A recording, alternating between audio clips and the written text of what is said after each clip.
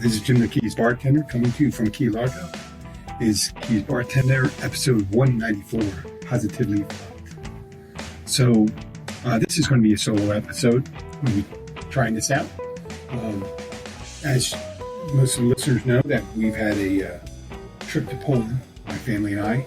I spent 2 weeks there, and then they spent an additional 2 weeks in Poland. Before we went to Poland, I arranged a rental car. We had a previous problem with rental cars in Poland. It seems they try to nitpick and get you on your deposit. There was a car that my wife had rented on our last trip that had a crack on the windshield, and they noted it and prior when they picked it up, and then they tried to collect on it afterwards. $1,000, even though they purchased additional insurance and all that. This time around, I tried to mitigate any of the problems by obtaining an account that was separate, that would just be for the rental car, so they couldn't tie up our funds while we were over there with useless charges. And I got it so it would only have the absolute minimum amount they needed for a deposit at the end of it. So as it turned out, when we went to pick up the car on the day we arrived, they didn't speak any English, obviously. Of course that would happen. They had a 10-page contract in Polish, and which I had to agree to. And when we arrived there, I had purchased all the additional insurance and had to, like I said, I had the card with the minimum amount on there that I needed for a deposit. And we went out there and looked at the vehicle.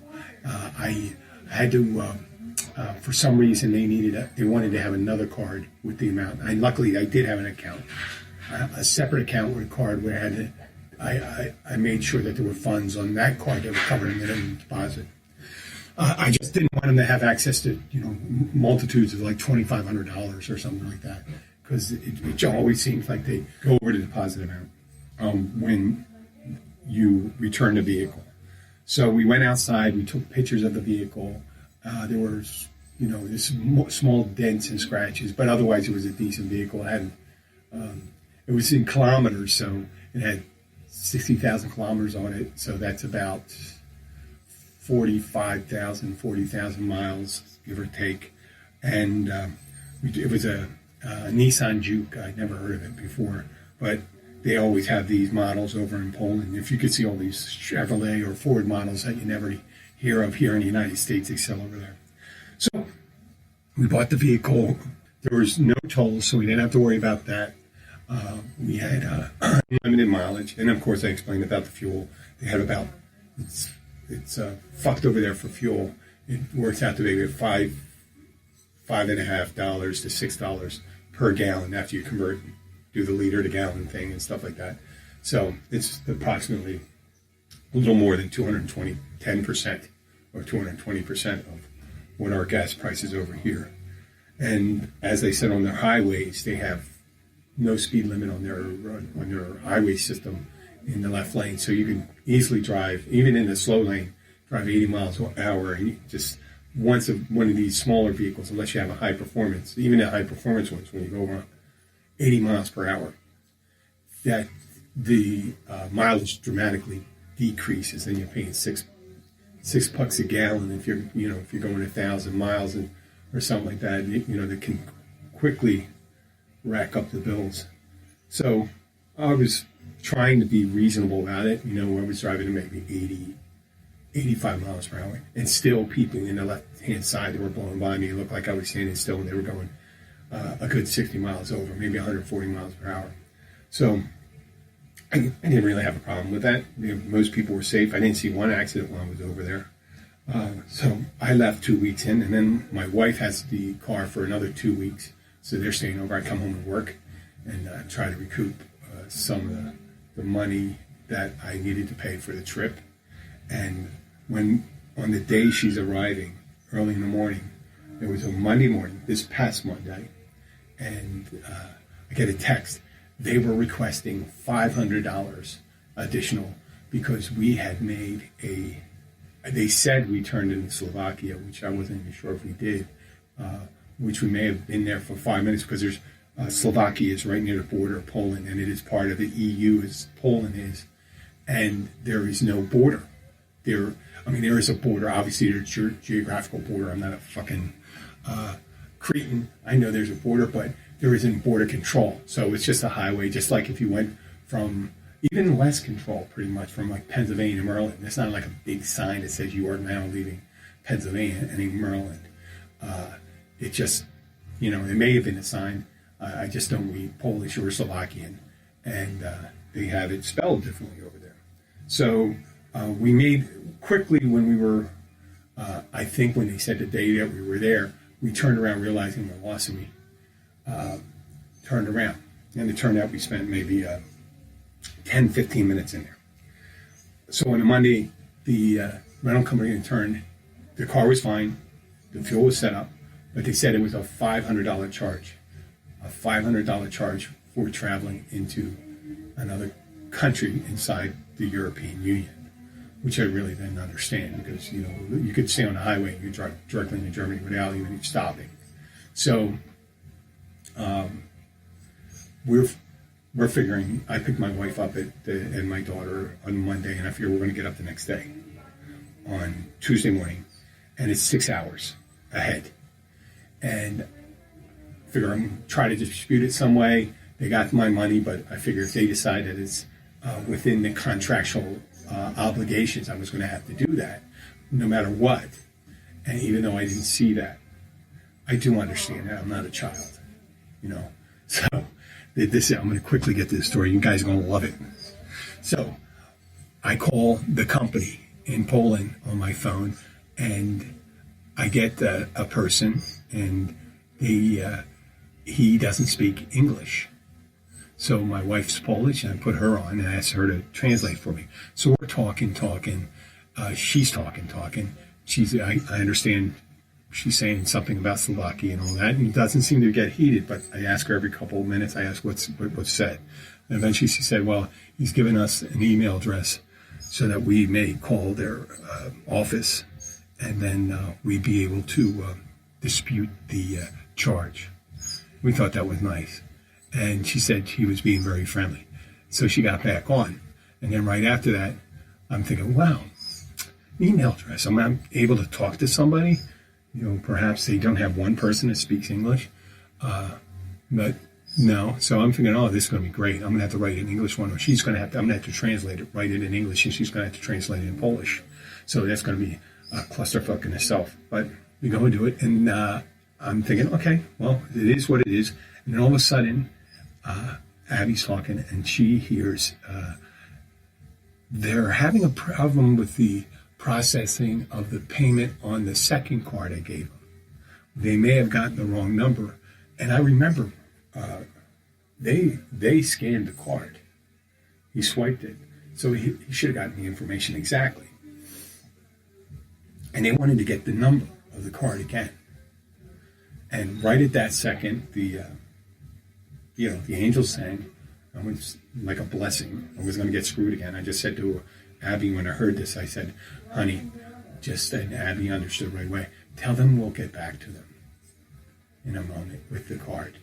And we said goodbye. And then I called up the company and said, stop any payment. So this was like the last time, just like the cracked windshield. That wasn't our problem. That was supposedly reported on the other details, that we were going to get screwed again, but only get screwed if we gave him our information again. I had purchased $250 of additional insurance on top of the insurance that was on the card and that. And I'm thinking, no way am I going to get screwed again on this. So they kept on calling and stuff like that. And so we decided, I did not see the requirement of being in Slovakia being a $500 charge. So, and it should have been, since we were within 10 miles of the border, you figure that would be like a big thing. Say, hey, make sure you don't go south. Don't go down this highway in there. It's going to be $500 additional dollars, almost 2,000 zlotys. So For a change, Lady Luck smiled on us. So that's the last I have to talk about that. And being in the, I'm going to change the subject, being in the, I'd like to do a little segment. Being in the bartending industry, the service industry, I'd like to address positivity in the workplace. We work at bars. You know, in commercials you see beautiful people having great times and celebrating positive experiences. But a lot of times you have to realize that alcohol is depressing, and that a lot of people that come in there aren't in the best of moods, and they don't become in the better moods. Sometimes they get depressed, sometimes they get violent, sometimes they get morose. Fortunate for me, I live in a place where there's a travel destination, so we get people that are mentally and psychically prepared to have a good time, to be happy. And you take this consideration, it's easy to be a bartender down here. And it's really hard sometimes. If you think of some of these local bars you go into, people show up and it's depressing. They tell you about their problems. You hear about people being dumped, going to jail, dying, being sick. It's depressing. You're on a job, and a stressful job sometimes. You come in there, and it's your job, your personal responsibility to the employers to remain upbeat. And it's also your personal responsibility to make sure that at the end of the day, you just leave that at work when you're done. I hate to say it like that, but you do not want to carry that with you. At the end of the day, it's just a job. You don't have to do it. No one forces us to do it. But let's try to maintain a positive attitude out there. Do it for yourself if you can't do it for anybody else. Okay, I'm going to get back to this stuff here. Last week was mini season. And in South Florida, in all of Florida, it's the Caribbean lobster season, the Spiny Lobster, which I personally do not find appetizing. It's like a big shrimp taste-wise. And I like shrimp. I just don't like really super big shrimp. And they don't have any claws. They just have, these antennae. They got a bunch of legs and stuff like that. And they do look a lot like cockroaches of the ocean. But people go fucking nuts for them. And they come down here and you have a minimum of 6 and each, supposedly. And then you have, a very small percentage of people that abuse that. And as I said in previous episodes, there are very few people responsible for most of the violations. There are relatively few people, but they're heinous, the violations. They go out like 6 times. They got smaller boats that come in. They're supposed to get 6 lobsters per person per day, and it started at midnight when you call it. It's bully netting. You do that from your boat at night, and you dive during the daytime. And I just heard stories about people just, cruising through the area like crazy. Like one of my friends, and I think they said on a previous show, they saw people just really speeding between boats, and then there was actually dive flags up, and they put a dive flag up to signify that there's someone in the water near the boat. And then when there's someone near the water near the boat, you're supposed to proceed with caution. You don't go. You go 5 knots. You take your time. Give them a chance to see it. Stuff like that. You just stay clear of the boat, and then you go slowly. But if you see a dive flag up, if you're ever in doing that, please be considerate. Well, over this past weekend, there's if you do, I don't want to post this on the website, but if you Google Fight at the Caribbean Club, not Google, if you go to Facebook and you do a search, Fight at the Caribbean Club, spell Caribbean Club the right way. And it wasn't at the Caribbean, it was at the docks at the Caribbean Club. It's one of the boat ramps, and the Caribbean Club's a celebrated location. It's where they filmed the movie, parts of the movie, Key Largo, and a movie with Jack Nicholson and I forget the other guy, where Jennifer Lopez was in the movie. It was called Blood and Wine. And I think they did a scene in that Showtime series or Netflix series. I never watched it. Bloodline there. And there was a large white boat pulling up to the dock, with a group of people in it, and they hit a smaller boat. Now, on the dock, there were people. There was a group of people on the dock filming the whole incident. And the people that were on the larger white boat got out that hit the smaller boat. And they seemed kind of perturbed that someone was filming them, and they didn't like it. So they approached one of the people, and it turns out they approached the largest person, and they started pushing and shoving him. We pushed the larger guy down on the ground.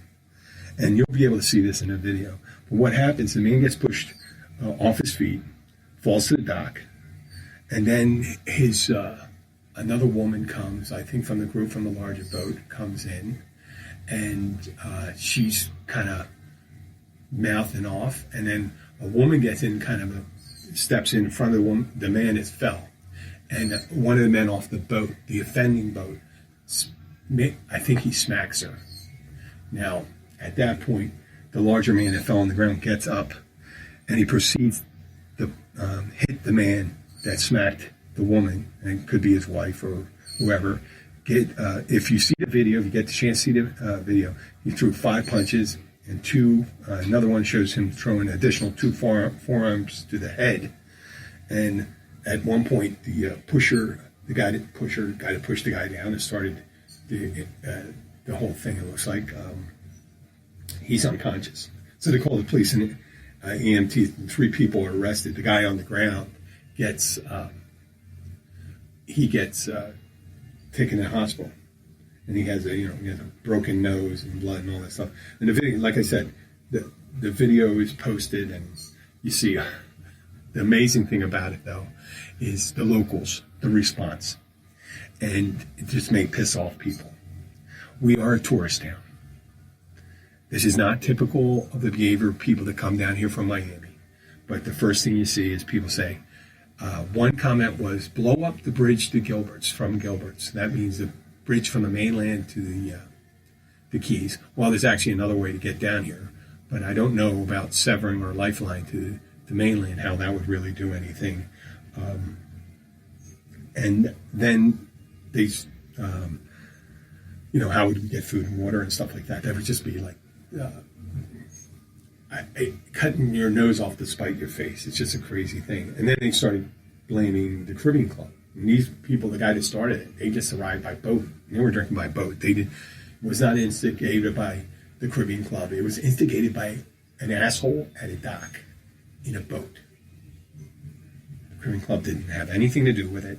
It was just a congested location, and 2 groups of people ran into each other.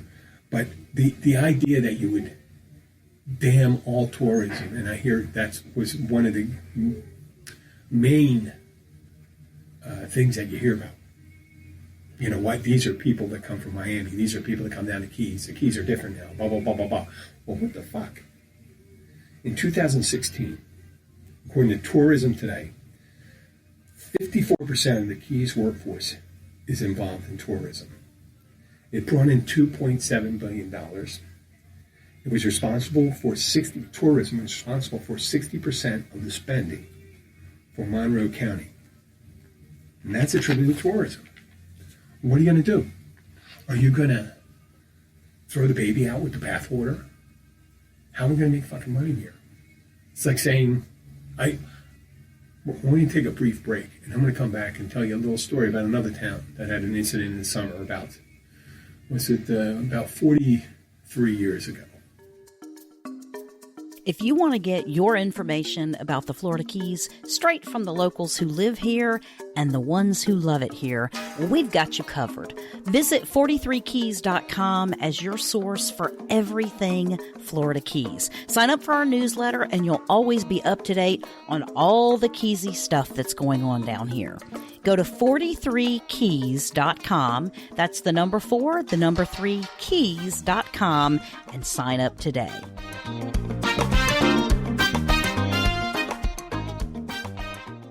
Welcome back. This is Jim the Keys bartender. After a little break right there, we were just talking about the altercation here in Key Largo and how people thought that maybe perhaps the best way to handle it would getting rid of the tourist, or the extreme measures of breaking our connection to the the mainland, which fucking crazy. I know, even as a joke, it's crazy. It's like there was a bit on one of my favorite morning guys. He had years ago, and he's very famous, and he's the most famous radio guy in the world. And he had a Arnold Schwarzenegger impersonator come on, and when he was governor, Arnold was governor of California, the impersonator said that he was going to, one of the claims he made, he was going to blow up the moon so he could get rid of women's periods. He tied the full moon, the phases of the moon to women's periods, and that was a way to handle. I think Arnold at the time was going through a problem with his wife Maria Shriver, and he had a paternity suit against him by one of his domestic servants. Well, once again, how do we handle, since tourism is such a big part of the Keys, it would behoove us to really take care of tourism, and even though you have a few bad apples show up, what do you do to curtail that? And I think Monroe County did do it by arresting the people that were offending in that. Whether you consider the man who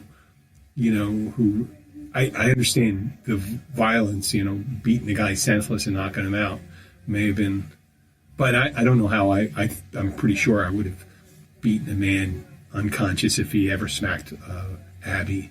I would be in jail. I mean, it was something where you got and your limbic system, your brain, your whatever that lizard brain we have there. I think I would beat them senseless. But I started to tell you about a little tourist town, and that's of Amity. About 43 years ago, the little tourist town. It's actually in a movie.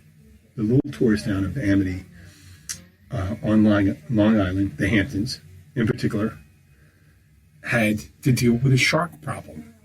And I'm talking about, if you haven't figured it out yet, Jaws. And what happened is that there's a little bonfire on the beach. And there's a hippie chick there, and there's a hippie dude, and they're looking at each other across the fire.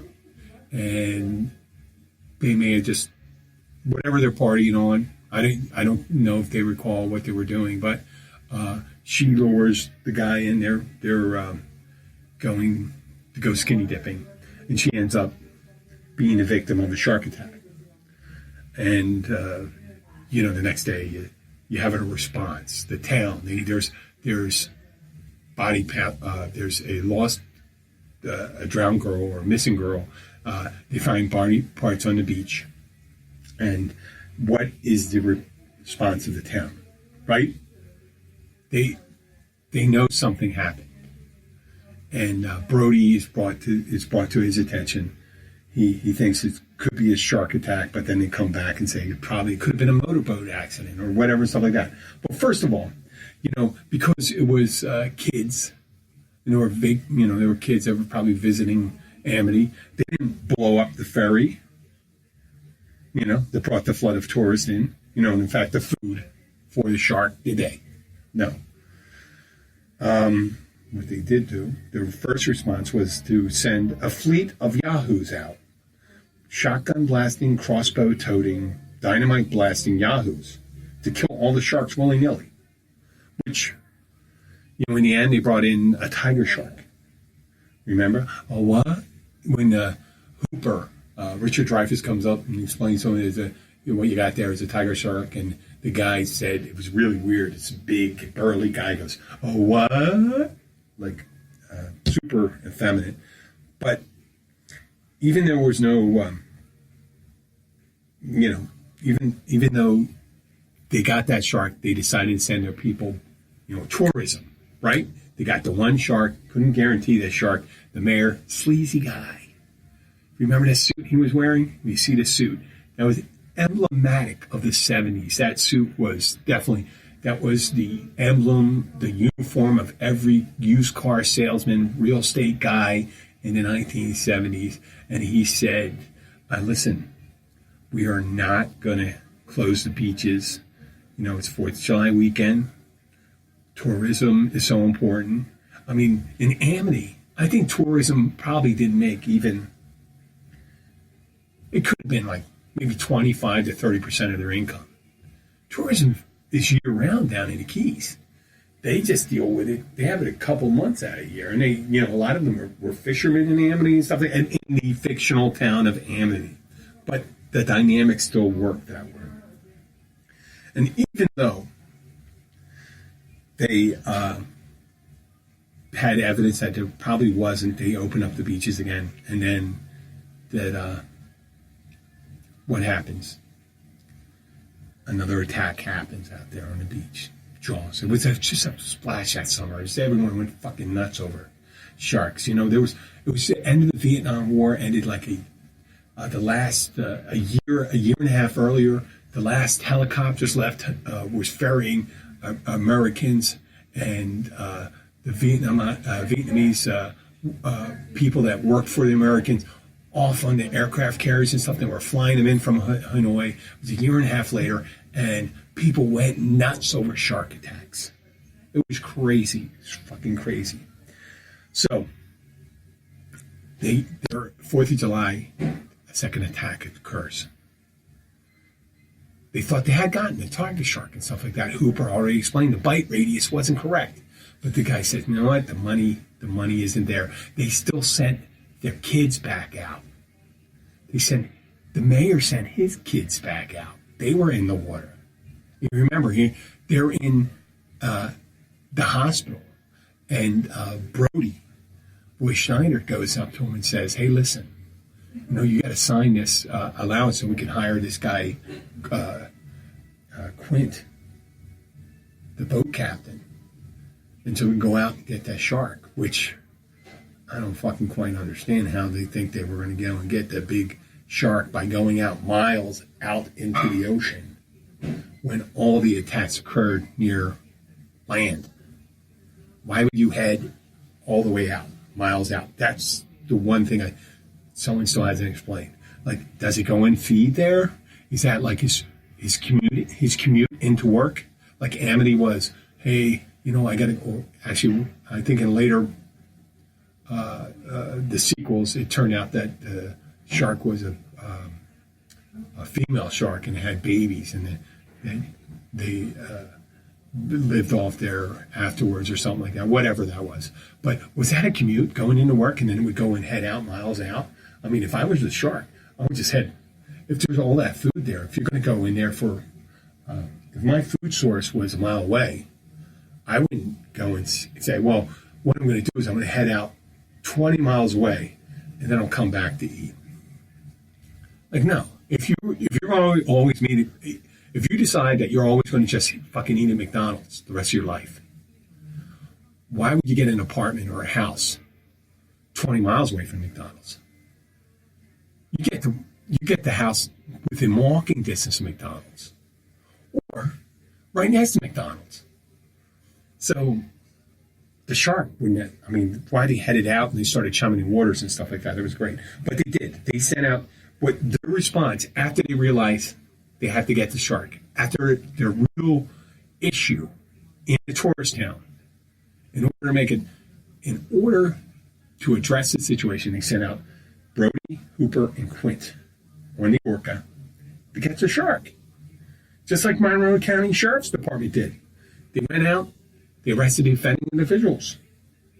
My solution today would be to send if we did have a giant shark, and this is off topic, not all, it's on topic, but it's not as serious. I would have, today with today's technology, I would just get a remote controlled seal, stuffed with explosives. You know, with a little camera inside, swim it right down the fucking throat, and then blow it up. Even better. How about a genetically enhanced dolphin? Larger, more intelligent. Of course, eventually after the dolphin killed the shark, the dolphin would probably decide that it should probably rule over us. And I'd like to thank our future dolphin overlords for being such good leaders. So we're going to move on to our next subject for today, ham-handed as it is, to a very the essence of the bar industry, the show that brings it to its core, what's really most important, and that is bar rescue. Now, listeners, if you're not familiar with bar rescue, and it's a reality show, and what they do, this is the premise. You have a failing bar. You have a disinterested, drunk, unqualified, fill in the slots, owner. It could have a drug problem. They could have a behavioral problem. You have careless, inept, rude employees, probably drunk too, with probably substance abuse problems. You have a careless chef, filthy kitchen. It could have rats, flies, roaches. You could have rats eating the roaches. That would probably be it. You have fryers that look like they're filled with Pennzoil, 30 weight oil. It just looks like.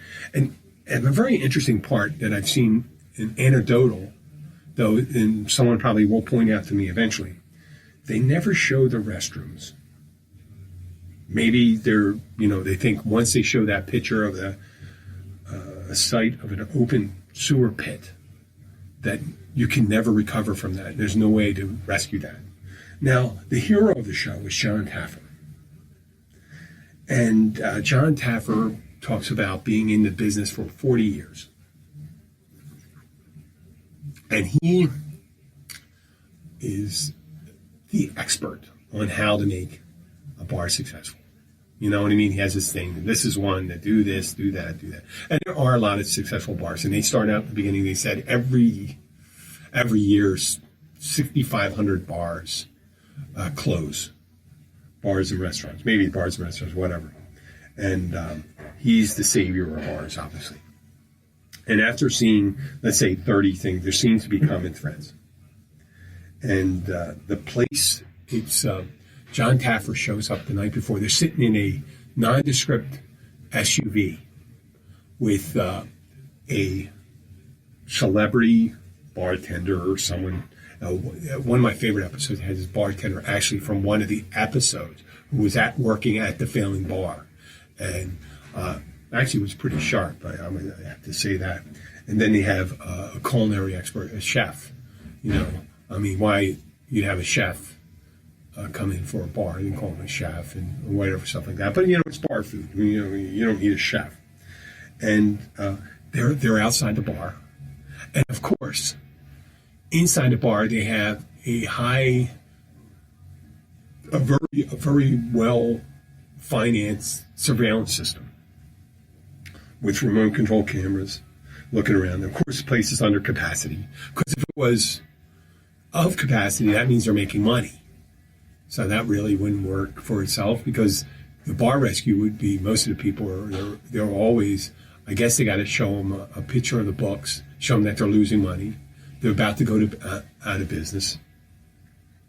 I don't know the particularities of it, but I do know that every episode you hear that they're just moments away, weeks away, months away from being closed. People are close to being bankrupt. So there's no more than 20, 30 people in there. And they have either an owner, manager, employee, relative drinking like there's a fucking asteroid heading to planet Earth, ready to make mankind extinct. There could be a fight.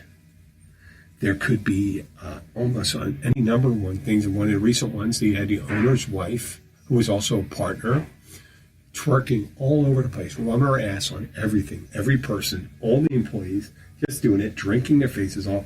And I know from firsthand experience that Bar Rescue calls these places first. And in order to get cameras into place, you have to, obviously, they don't go and hack the surveillance systems. They put them in or gain access to them. And you see the remote control cameras. So it has to be an agreement. The producers have to talk to the people. They perhaps look at their books and look at everything. So just think of this. You've had to set You have an idea. They don't wait months because they can't wait months. If a place is about to go out on a business, they got to still be in business for them to rescue the place. What do?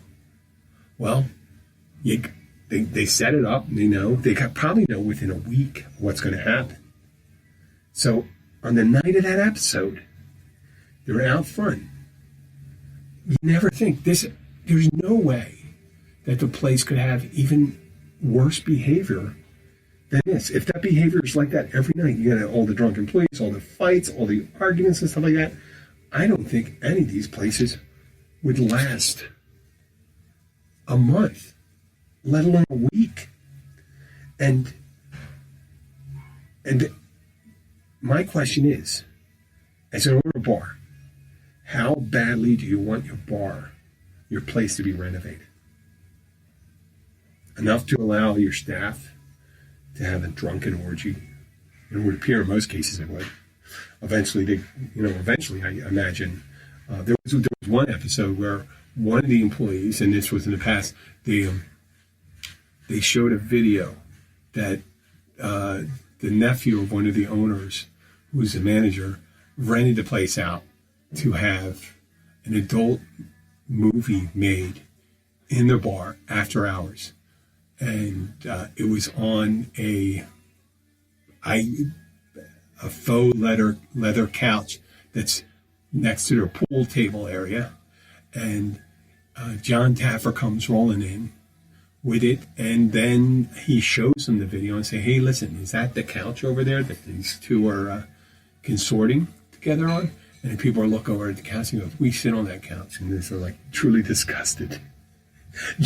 One of these days, they're going to venture across the line. They're going to have something like this. They're going to show someone who's going to be, there's going to be drug dealing, there's going to be arms dealing, there's going to be human trafficking, or snuff film being made, or maybe cock or dog fighting. I always wanted to say a chance to have cock. But then again, think about the premise as we go further along.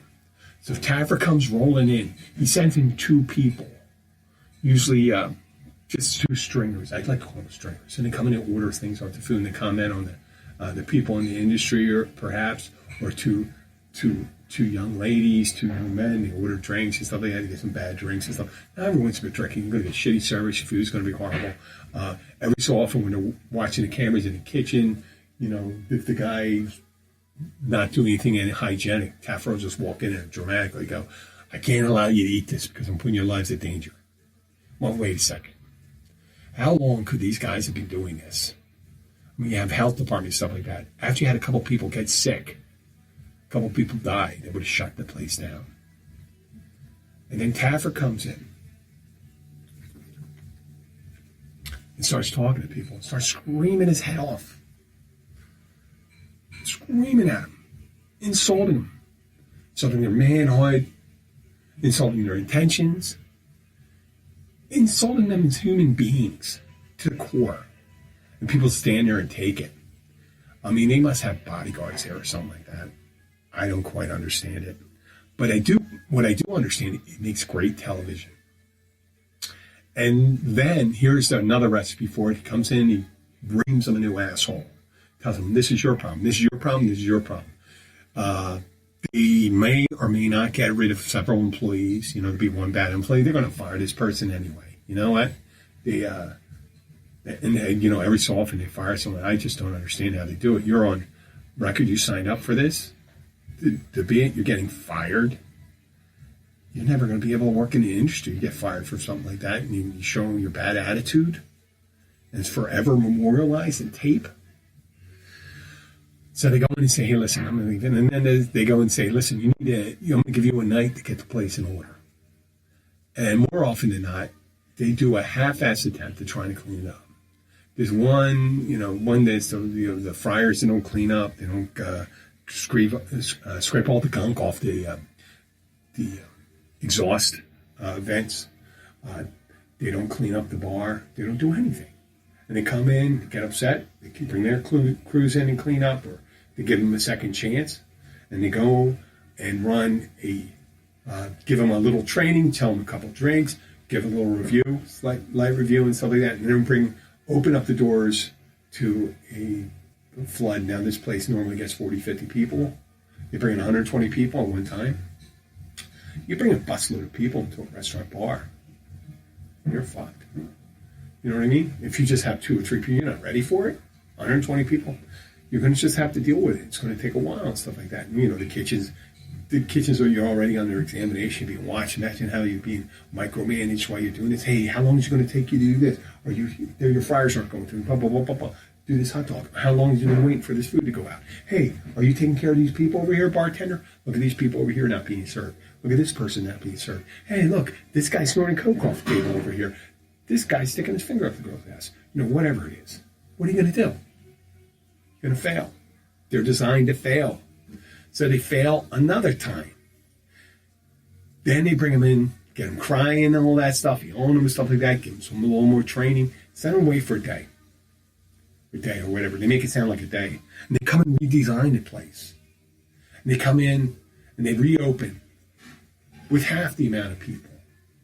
And I don't believe they let them in the same amount. They probably let them in like 10 people at a time. Boom, boom, boom, boom. Get the place, what's called a cold open.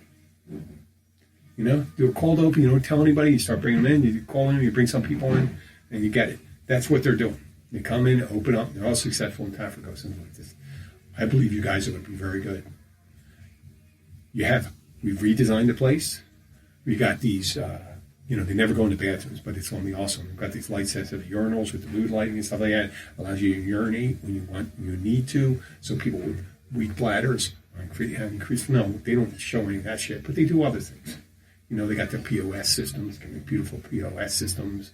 They got their new keg system.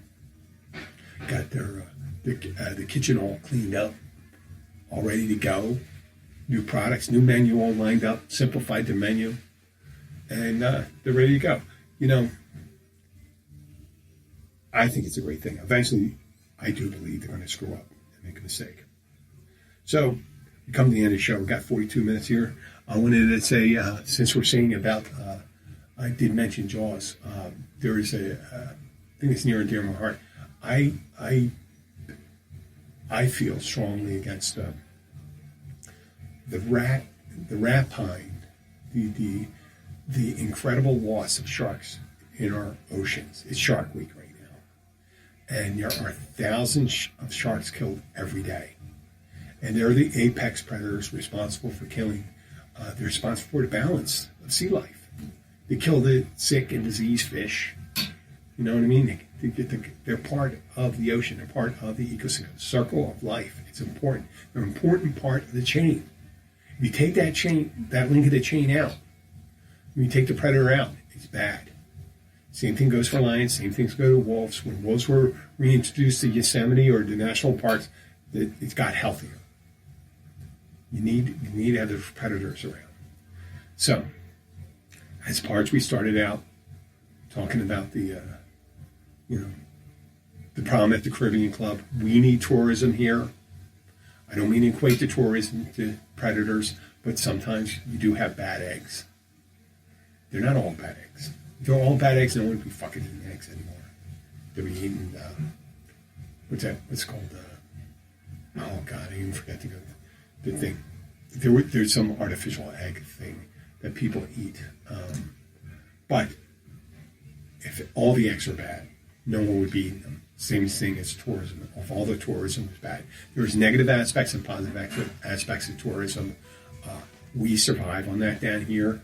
We don't have a huge population. There's only about 60 to 70,000 people year-round in the Keys. We do need those people down here. There's about 2.5 million to come every year. And we need those dollars to support those. I know there's people that live down here that are retired, are wealthy. But if you don't have the tourist, you don't have those restaurants you like to go to, or you don't have those supermarkets that you like to shop in, or you don't have the doctors, they're all down here. They're down here. If 60% of our income is generated by tourism, just imagine it's 60% of your providers, your emergency responders, your teachers, and all those things, the code to fund services that you need disappear. This is Jim the Keys bartender signing off. I'd like to thank everyone for listening. See you later.